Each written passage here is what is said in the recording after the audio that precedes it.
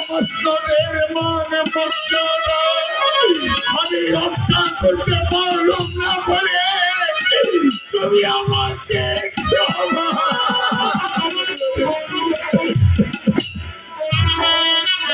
সুখে থাকো বিলাস তোমাদের সুখের জন্য তোমাদের চিরদিনের জন্য চিরবিদায় না বেগম জাহানারা এসে বলে হয়তো আমার আর যাওয়াই হবে না, তাই তো বেগম জাহানারা আসার পূর্বেই আমি এই প্রাসাদ থেকে পালিয়ে যাব। চিন্তা